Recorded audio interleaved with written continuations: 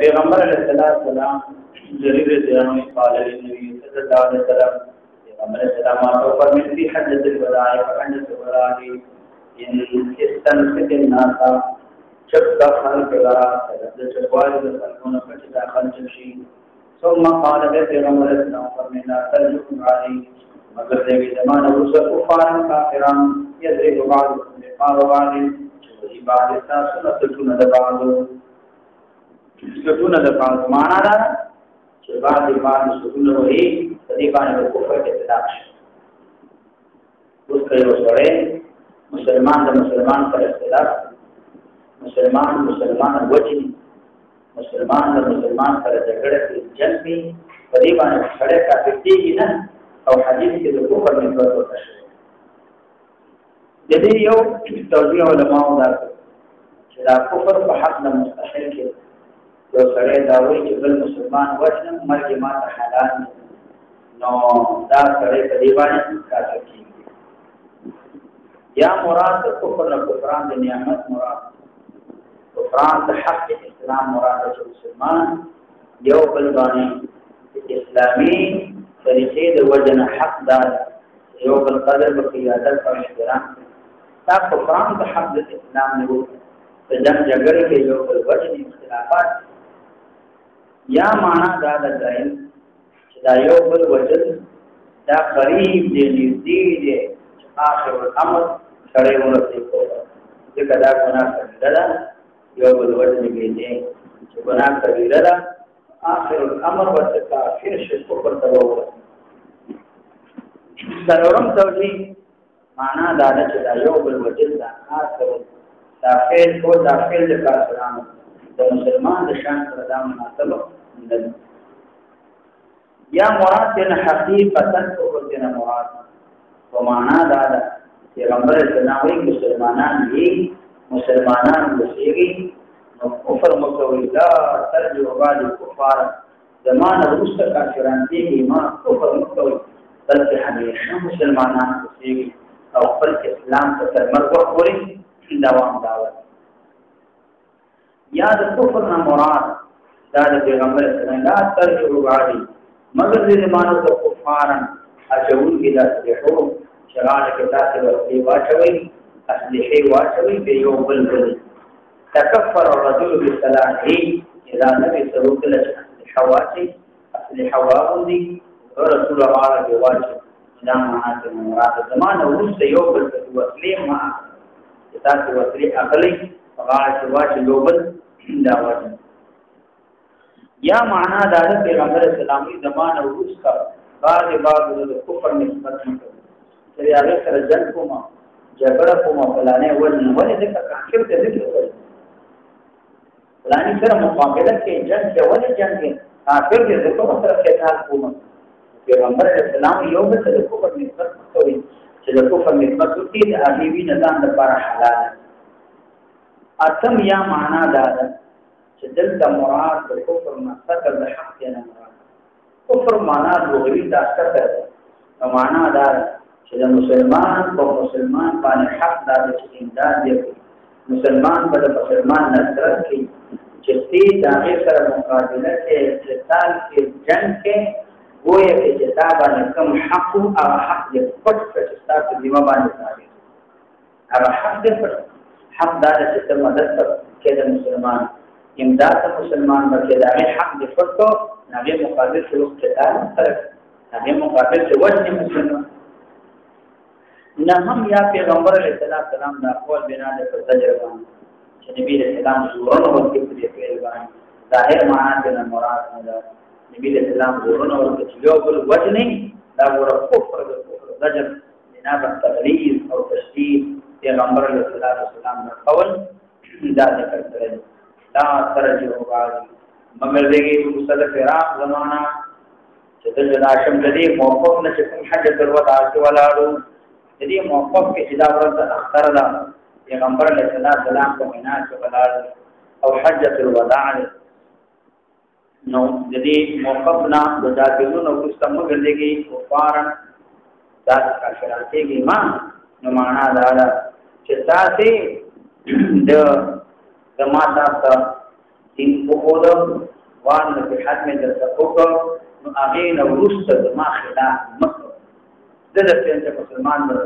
مدد کوي اعانت وکړي یو بل مدد وکړي تاسو زما خلاف مکه وکړي نو چې کوم شی د تاسو امر کوم هغه تاسو مضبوط ونیسئ چې کوم شی نه تاسو باندې کوم هغه نه منع شي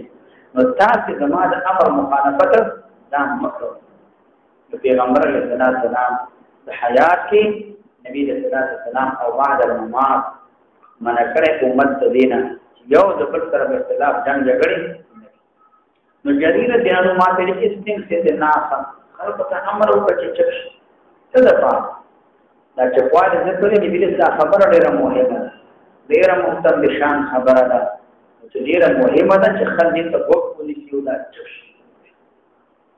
او دا خبره چې پیغمبر اسلام په حجۃ الوداع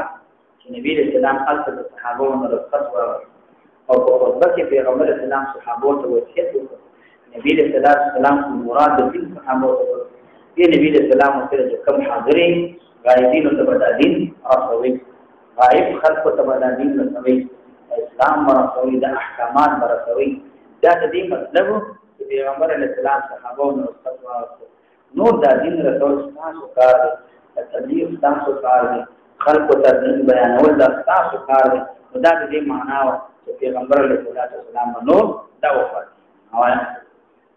قال حدثنا عبيد الله بن معاذ قال حدثنا ابي قال حدثنا شعبة عن واقد بن محمد عن ابي عن ابن عمر عن النبي صلى الله عليه وسلم بمثله وبه قال حدثنا ابو بكر بن ابي شيبة وابو بكر بن الباري قال حدثنا محمد بن جعفر قال حدثنا شعبة عن واقد بن محمد بن زيد أنه سمع أبا يحدث عن عبد الله بن عمر عن النبي صلى الله عليه وسلم أنه قال في حجة الوداع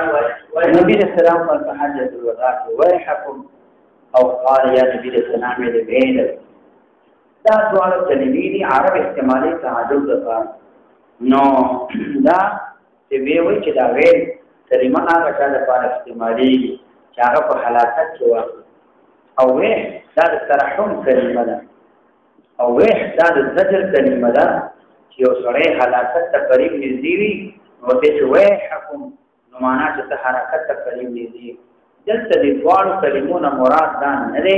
چې د دعا کې په حلاکت باندې چې د هلاک شي ته د تباش دلته ترحم او تعجب دا نه مراد نو حضرت عمر رضی الله تعالی عنہ دا ویح دا کلمه د رحمت او دا ویح دا د هغه چا لپاره ویل کېږي چې یو سړی هغه واقع شي په حلاکت کې لیکن مستحق د حلاکت نه وي ته ترحم کې باندې باندې ویح استعمال او دا ویح هغه چا لپاره استعمالي چې هغه په حلاکت کې واقع شي او دا مستحق د حلاکت یو ته به باندې ترحم دا نه کې هغه کې ویح استعمالي او دواړه د تعجب لپاره دي دا دواړه کلمې د تعجب لپاره عرب استعمالي قال حدثني حماد بن يحيى قال اخبرنا عبد الله بن وهب قال حدثني عمر بن محمد ان اباه حدثه عن ابن عمر عن النبي صلى الله عليه وسلم بمثل حديث شعبة عن واحدين باب كتاب المندوب على الطعام في النسب والقيامه باب دې په بیان د اسلام د قسم د کفر شوی په هغه شابه چې طعن په نسب کې کوي په دې باندې اختلاف وکړي شي یا حق کوي فديبان الإسلام والكفر داخل. قال حدثنا أبو بكر بن أبي شيبة قال حدثنا أبو معاوية وحدثنا ابن نمير واللفظ قال حدثنا أبي ومحمد بن عبيد كلهم عن الأعمش عن أبي صالح عن أبي هريرة رضي الله تعالى عنه وعنه قال قال رسول الله صلى الله عليه وسلم اثنتان خصلتان في الناس دو خصلتون للخلق وما تعدوا بهم فدي خلق كل كفر به يقطعن في النسب جتعن لغي بتاكي بالنسب نسب جتعن لغي يتكفر ولا شيء بل والنياحة على الميت نياحة كول كتاباني كموليباني جدا سندر فعوارباني كموليباني جاري او نور خلق جارا تمائي لكي نور خلق مطلباني دا قدر نو د دې معنا دا د نبی رسول الله چې دا دواړه کارونه دا د اعمال د کافرانو دي د اخلاق د جاهلیت دي چې جاهلان خلق او غیبه نسب کې ځان وي الله نبی یا حد کول یا معنا دا چې یو سړی ځان چې نسب وي یا چې یا حد کې نو اخرت نه بدل او مفتی شو ورته یا دا حق مستحيل کې یو سړی وي چې نسب ځان جاهل دي یو سړی دا وي یا حد مړي باندې دا جاهل دي تندرو په आवाज باندې جړل نو پر سو باندې جړا کول خلق نور خلق جړا کمایله ټول داس په आवाज باندې جړل کې دا روانه دي حدیث کې تغلیب نبی اسلام کې کړی دي چې نسب کې طعن ویل دا هم حرام دي نیاحت په مړي باندې دا هم حرام باب د بیان د تسمیه د حقیقت چې هغه قرآن چې هغه د بازار موضوع کو تفصیل او ایمان د تفسیر اصلاح قال حدثني علي بن حجر الساعدي قال حدثنا اسماعيل يعني بن عمية عن رسول الله صلى الله عليه عن الشعبي عن جرير انه سمعه يقول ايما عبد النبي بن مواليه فصدقت حتى ولا كنت في مثل ما رانا فقد كفر تقيس ذات حتى يرجع اليهم رسول الله وبشرهم وما ناتي الدنيا وقرا اخر الامر كودي بشكر يا غلام ورجدا تي تماده پر حلال روانه دی وجنه دا کار کوي یا مراد قرآن د نعمت ته چابان اسمان کې دا صاحب ده پورا ستاسو کې جامد کې لباس کې څه تینه تخت قرآن د نعمت کې نو دا معنا څه مراد قال منصور صلى الله عليه النبي صلى الله عليه وسلم پیغمبر اسلام نه دروي تر اخلي ولكن اكره ان يروى عني هاونا بالبصره لیکن ضبط غنما چې روایت زمانه وشي هاونا بالبصره چاکه په بصره نبی رسول الله نه دروي قرآن له خو زه په بصره کې دا روایت بیانول دا ضبط غنما بصره کې دا څنګه غنما ولی ذکر دا وی معنا دا منصور وی چې د حدیث د شعبی نه راغلی د جریر نه راغلی او بیا وی زما د قسم وی د حدیث بلکې مرفوع دی پیغمبر علیه السلام اے خاص خلقو اے حاضر خلقو چې تاسو زما خواص دي تاسو حاضرې زه دا بد ګڼم چې تقریر وکړم چې د حدیث مرفوع دی د حدیث په دې باندې بد ګڼم ځکه دا خبره بشایع شي ورو شي زمانه په بصره او بصره چې دا د معتزله نه ټکره بصره چې دا د خوارج نه ټکره خوارج معتزله هغه خلک دي چې اهل کبائر دي مخلد فی النار دي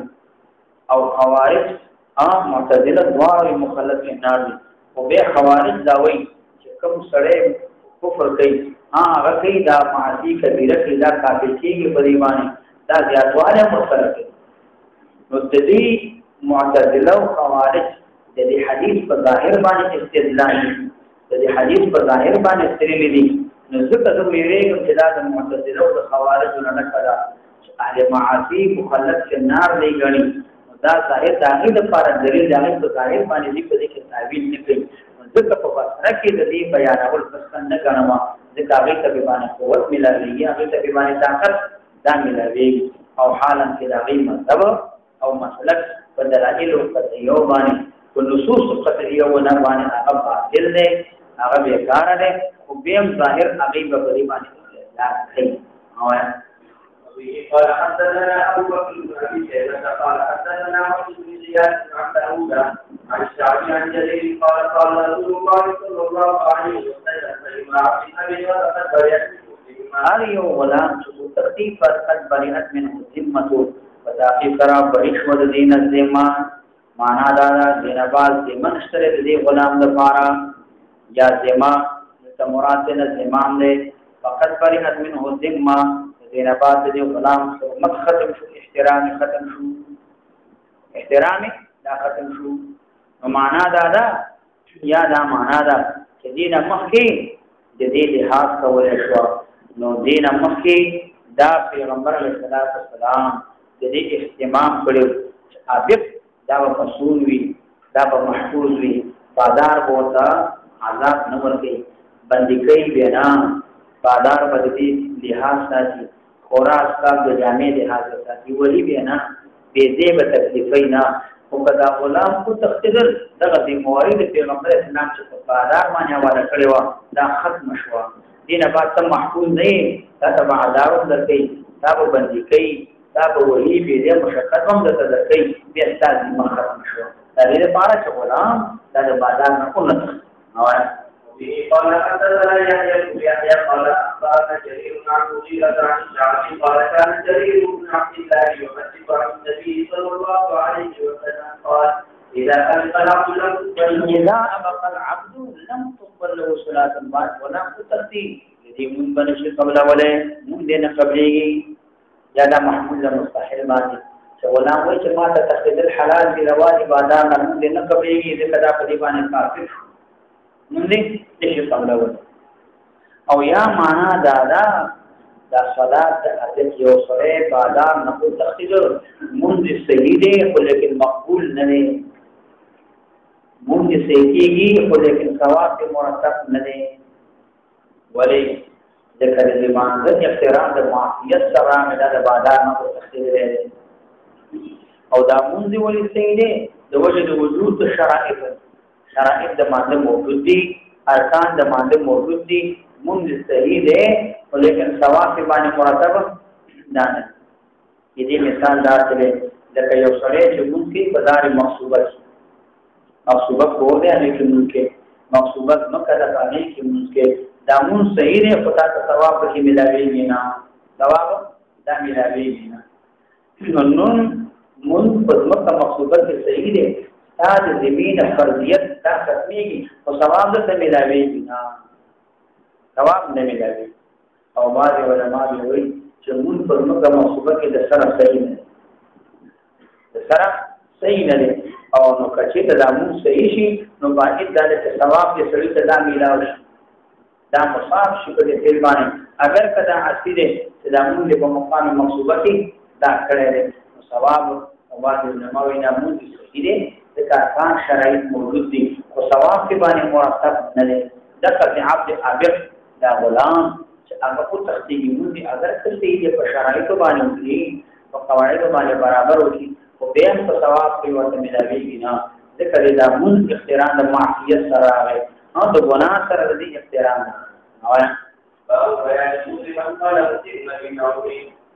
باب دې په بیان د کفر د هغه چا کې او موثر نه به نوې چې باندې باران شو به نوې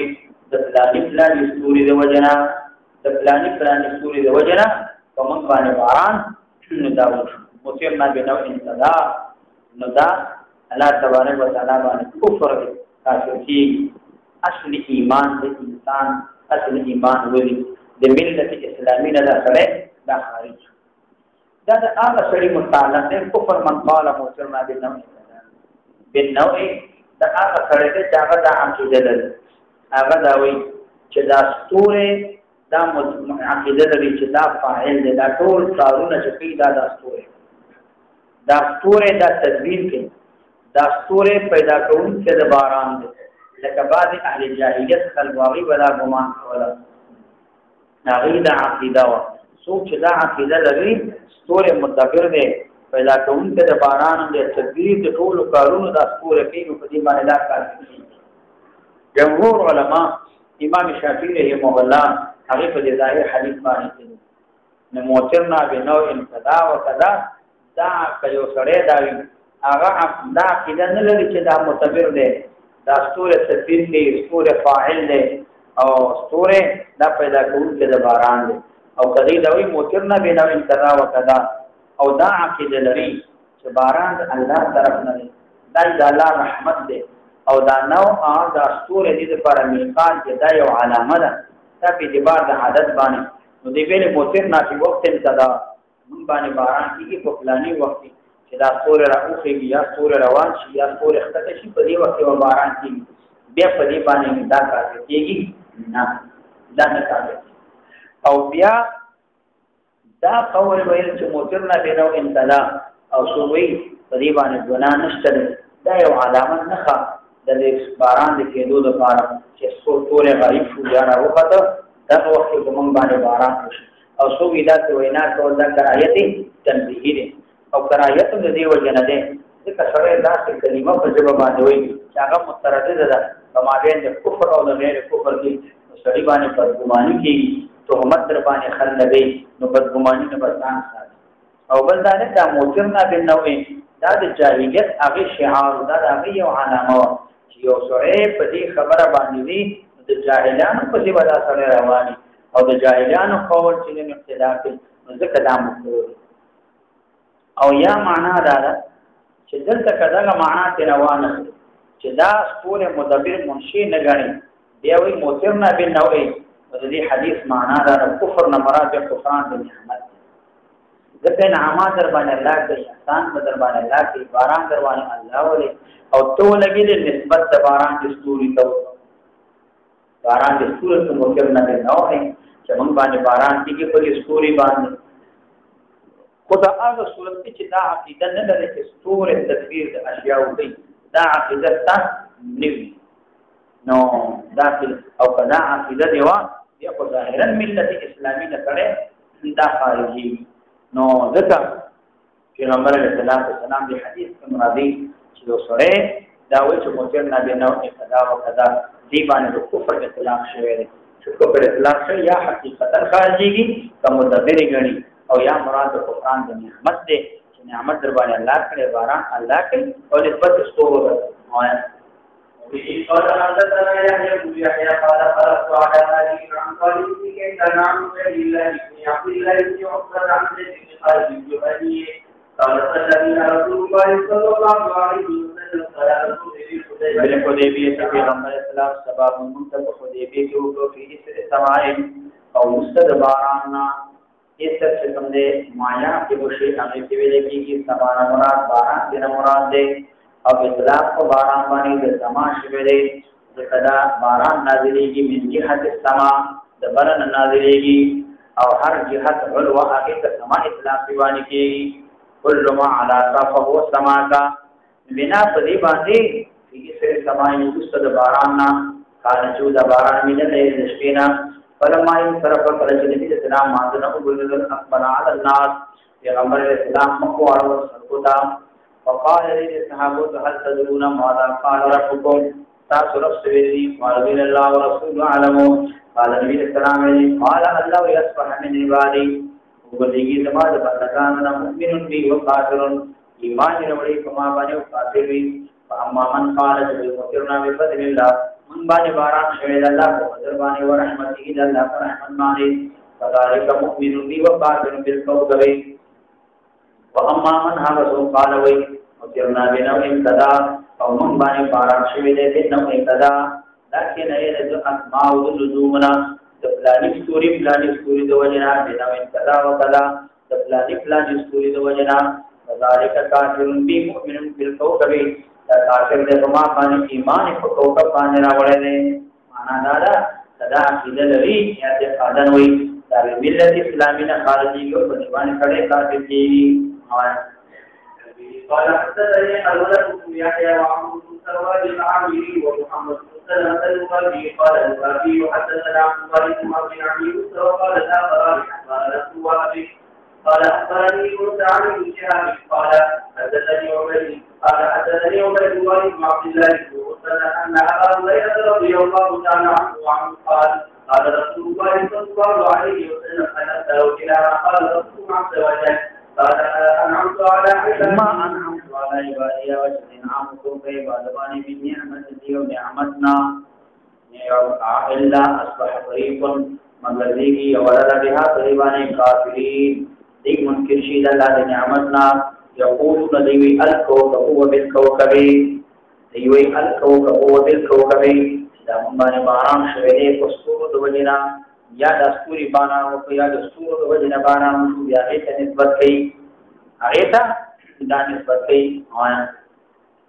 وفي قال حدثني محمد بن سلمة البخاري قال حدثنا عبد الله بن مسلم عن عمرو بن حارث وحدثني عمرو بن سواد قال اخبرنا عبد الله بن وهب قال اخبرنا عمرو بن الحارث ان ابا يوسف مولى ابي هريره حدثه عن ابي هريره عن رسول الله صلى الله عليه وسلم قال لا سنذكر على ذلك سمر راويان لا كل بصري وسيدل كني ما سواد ابو هريره تدافع الى مدنيه مدینه منوره نوایا قال أنزل الله من السماء بركة إلا أثر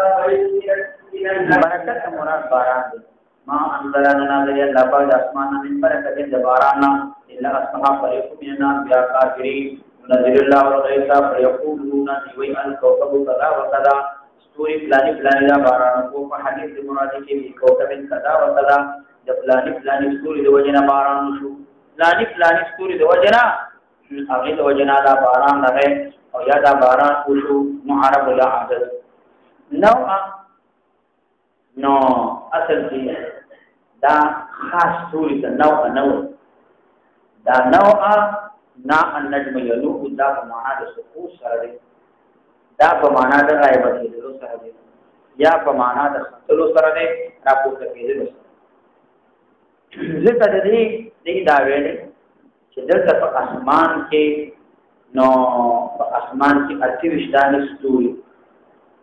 د دې مطالعه معلوم دي چې پلانې ستوري پلانې دي کې پلانې دي پلانې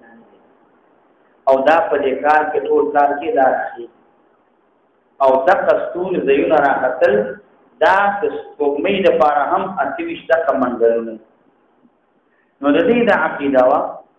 د دې دا وایي چې کله په مغرب کې یو ستوره هغه کتکېږي نو دوه یو ستوره ښکته شي د دې په مقابل کې مشرق کې بل ستوره دغه وخت کې دا راځي یو ستوره کته شي نو په مغرب کې مشرق کې بل ستوره راځي نو اهل جاهلیت هغه باندې نسبت کوله په وخت باران بچو شو نو دی باندې نسبت یاد دی غارب ته کوله چې دا څنګه شوی دی دا دې ته نسبت کوله او چا باندې تعلق ته نسبت کوله چا ویلي دا ستوره ښکته دی دا باران وره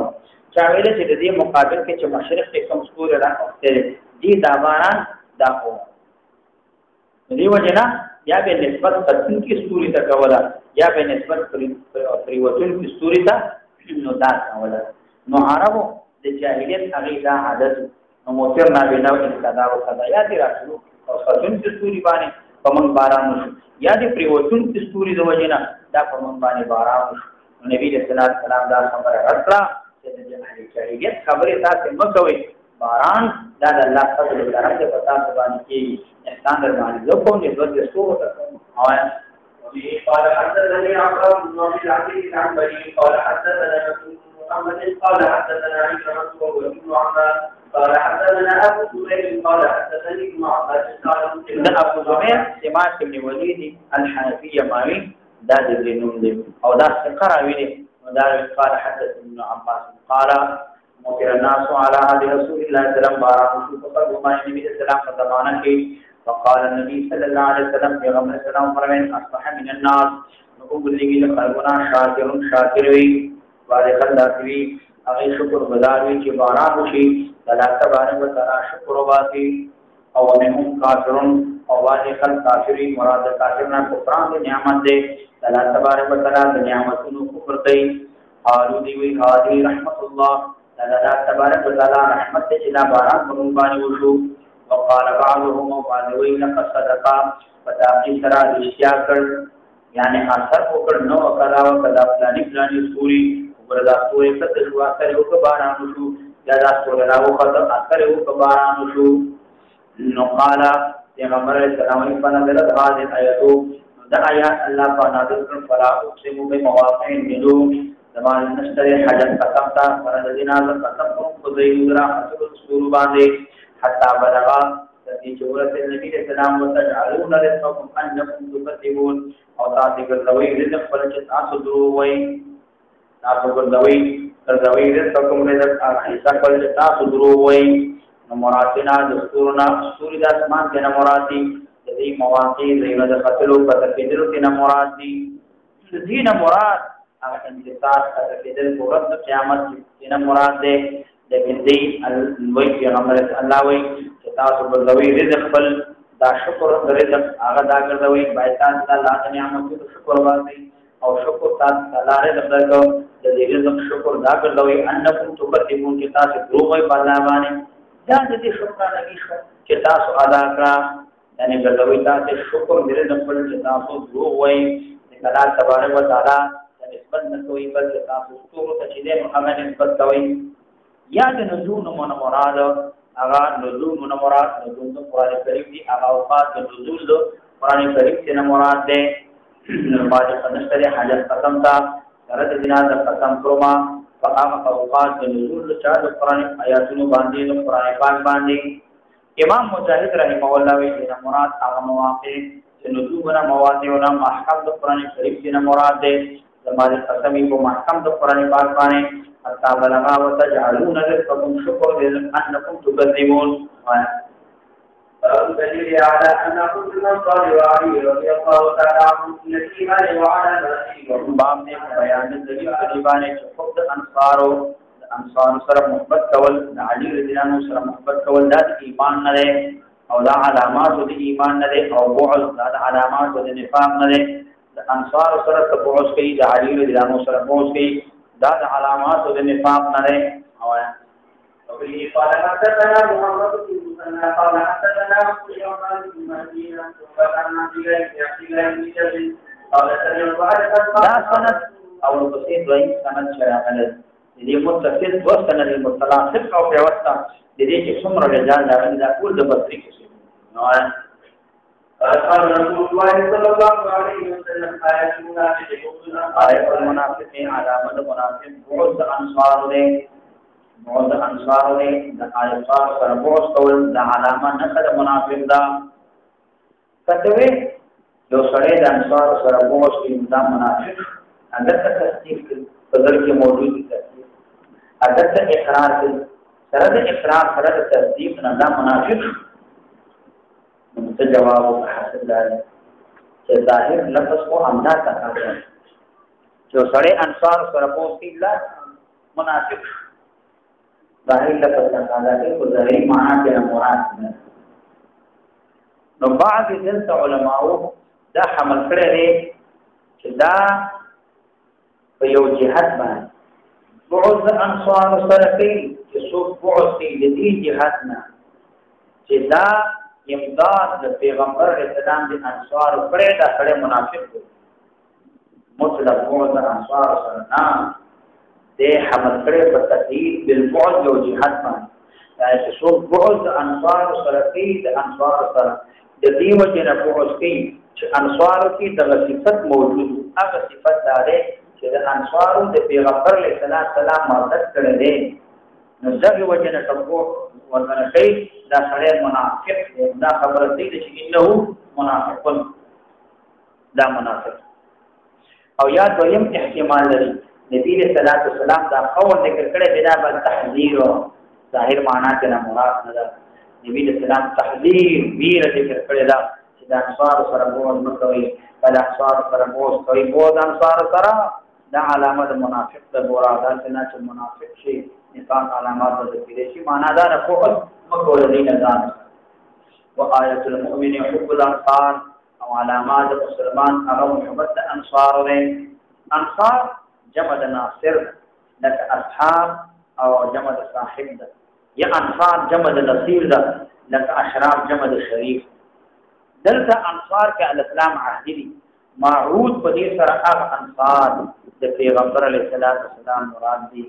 چې کوم قبایلو د نبی اسلام مدد کړي هغه انصار صحابه کرام چې هغه اوس او خزرج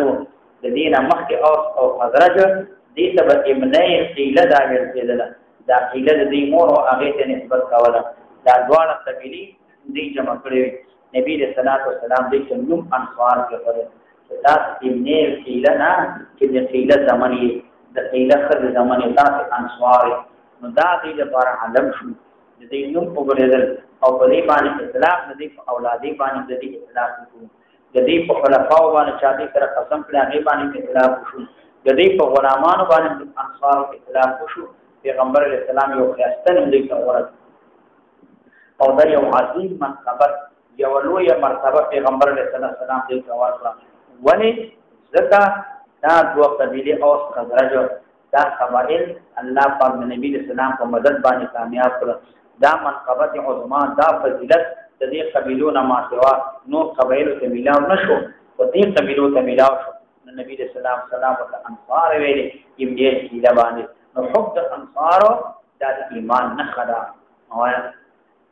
قال حدثنا يحيى بن خبيب الحارثي قال حدثنا خالد بن يعقوب بن الحارث قال حدثنا شعبة عن عبد الله بن عبد الله عن انس عن النبي صلى الله عليه وسلم انه قال وكل انفال آية الجمع الموضوع آية النفاق. وبه قال حدثني زهير بن حرب قال حدثني معاذ بن معاذ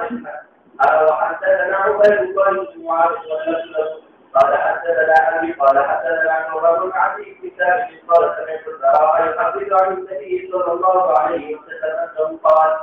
أنه قال في الأنصار لا يحبهم إلا مسلم ولا يحبهم إلا ناجم من أحبهم أحبه الله ومن أبغضهم أبغضه الله. قال شعبة قل يعني سمعته من البراء هذا حديث قال إياه حدثنا ما في حديث بيان كده معنى هذا حديث ما لدينا أو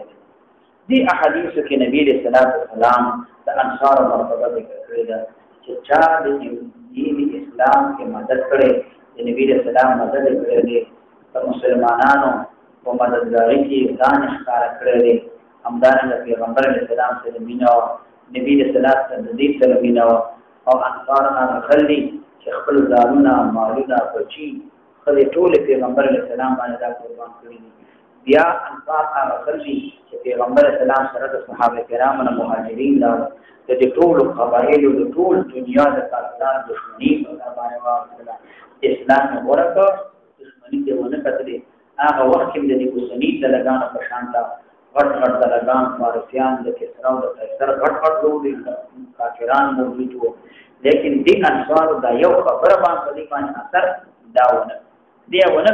بلکې د پیغمبر علیه السلام مدد وکړو معلومه ځانونه په باندې قربان کړو نفسونه په باندې قربان کړو نبی صلی الله علیه وسلم په مقابل کې چې څومره کافرانو ټول سره مقابله وکړي جنگونه وکړو هغه دښمنیان په ځان باندې واغستلي ځکه پیغمبر اسلام دې په حق وي چې د انصار ما سره مینه ما د انصار سره دا محبت دی ځکه دا دومره منقبت دا لوی مرتبه چې انصار ته ملو شوې ده هغه د دې وجنه چې دې د نبی صلی الله مدد کړې ده او دې د دین اسلام مدد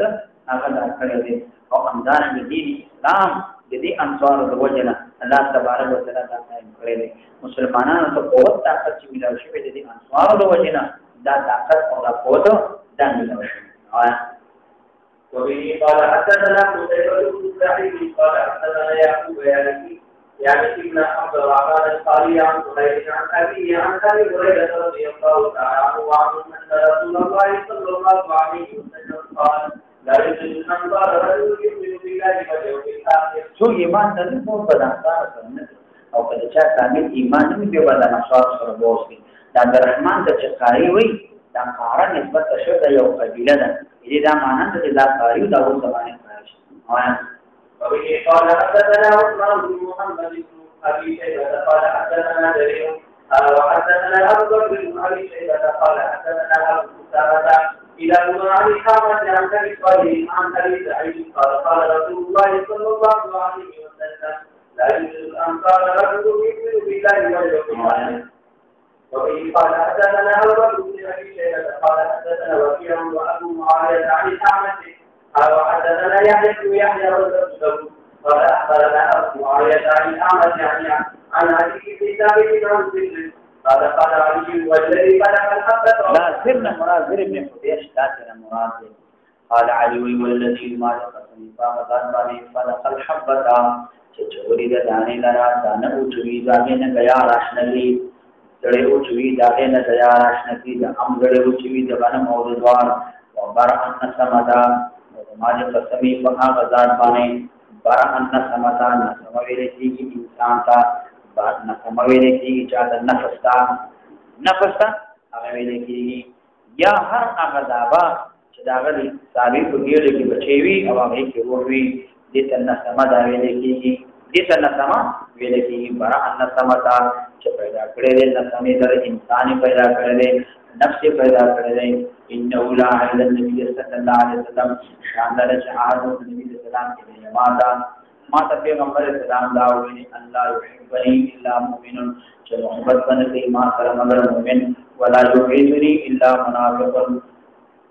او په باندې زما سره مگر منافق دا ولي دغه علي رضی الله تعالی عنہ پیغمبر اسلام تدیر نیو علي رضی الله عنہ پیغمبر علیہ السلام ورسره مینه او محبت وا همدارنګه په نصرت د اسلام کې همدارنګه په مخکېوالي د امداد د پیغمبر علیہ السلام کې د ټولو نه مخکې وو ځکه د ایمان ټولو نه مخکې دا راوړي نبی رسول اسلام تصدیق دا ټولو نه مخکې کړی او همدارنګه پیغمبر علیہ السلام د الله تعالی چې کوم شی باندې رضا کېدل علي رضی الله عنه هغه کارونه بدا کول او علي رضی الله عنه په دی باندې دا خوشاله دا په باندې خوشاله او څوک چې سره د دې نه پوښتې چې دا د نبی له سلام زمو د سر دویمو قریبمو نبی له سلام سره محبتمو د اسلام مدد هم کړی او همدارنګه د اسلام تصدیق نه ټول نه مخکې کړی او څوک چې ورسره پوښتې دا علامه د منافقت ده معلومیږي دا د دې په ضد باندې او علي رضی الله عنه سره د قول دا علامه د نفاق ده لا يبعدني الا منافق وعده کې زمان تر ماته نبی اسلام دا عادت کو تاسو کول نه مگر منافق ولی وجد قرب پیغمبر اسلام وجد محبت نبی اسلام د ذکر ذکر نبی اسلام ته زیات محبت تعالی کرم الله تعالی اللهم